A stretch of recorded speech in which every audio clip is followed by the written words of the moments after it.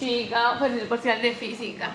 ¿Ustedes no creen que a veces la física es tan difícil? Por más que veo videos, hago ejercicios, no termino de comprenderla.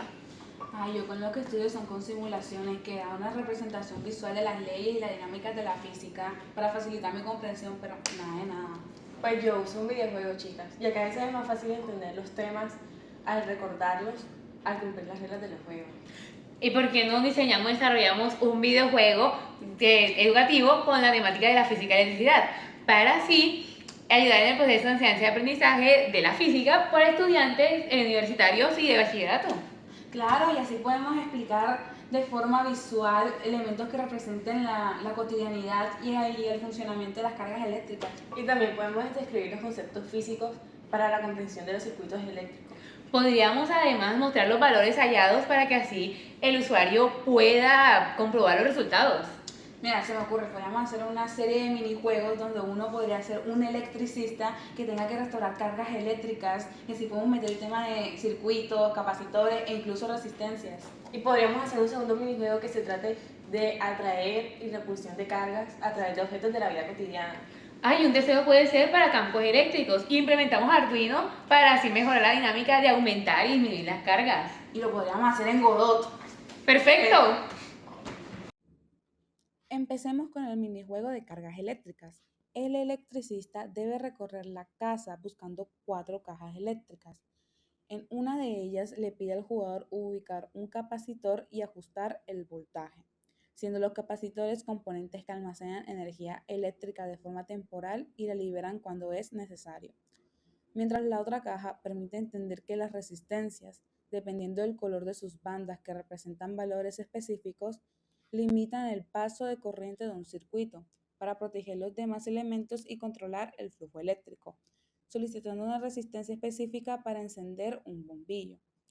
La resistencia se relaciona con la ley de Ohm, que establece que el voltaje es igual a la corriente por la resistencia, y por lo tanto, al aumentar la resistencia, disminuye la corriente, y al aumentar el voltaje, ésta crece.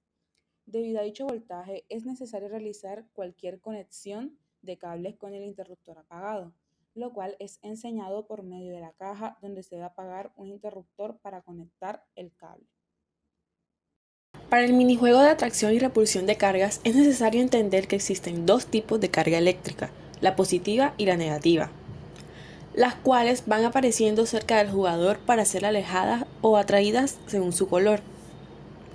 Las cargas del mismo signo se repelen, mientras que las de signo contrario se atraen, lo que es necesario tener en cuenta para saber qué carga debe tener el personaje para así alejar las cargas rojas y atraer las azules. Hay elementos que, debido a su interacción con otros, quedan con un cierto tipo de carga. Esto porque los electrones se distribuyen en el objeto de forma que éste queda cargado positiva o negativamente. Además, para la repulsión y la atracción se usa la fuerza entre cargas dadas por la ley de Coulomb, que nos dice que la fuerza que una carga ejerce sobre otra es igual a la constante de Coulomb K por el valor absoluto de la multiplicación de las cargas entre la distancia que las separa al cuadrado. Y para entender el minijuego que implementa el Arduino es necesario entender el campo eléctrico, el cual es una región del espacio en la cual una carga eléctrica experimenta una fuerza eléctrica. Cuando una carga puntual genera un campo eléctrico en un punto a distancia r, el campo se expresa como la constante de Coulomb por la magnitud de la carga entre las distancias que las separa, al cuadrado por el vector unitario. Sobre un punto pueden interactuar distintos campos, generando un campo eléctrico total, el cual es la suma de todos los campos. Por medio del potenciómetro, el jugador puede modificar la magnitud de las cargas, buscando que el campo eléctrico de cada carga permita que al sumarlas den como resultado el campo eléctrico solicitado del juego. Por otro lado, es importante saber que el potenciómetro envía como valor el voltaje y funciona como un divisor de voltaje, donde el voltaje de salida es igual al voltaje de entrada por la segunda resistencia, entre la suma de la primera y la segunda resistencia. Esto quiere decir que el potenciómetro debe necesitar dos resistencias, aunque solo cuenta con una de ellas, pero esto se debe a que hay un cursor que divide esta resistencia. Así se determina cuando hay una resistencia mayor que la otra y se puede calcular el voltaje. ¡Listo! Hemos terminado nuestro videojuego educativo. Busquemos quienes lo utilicen.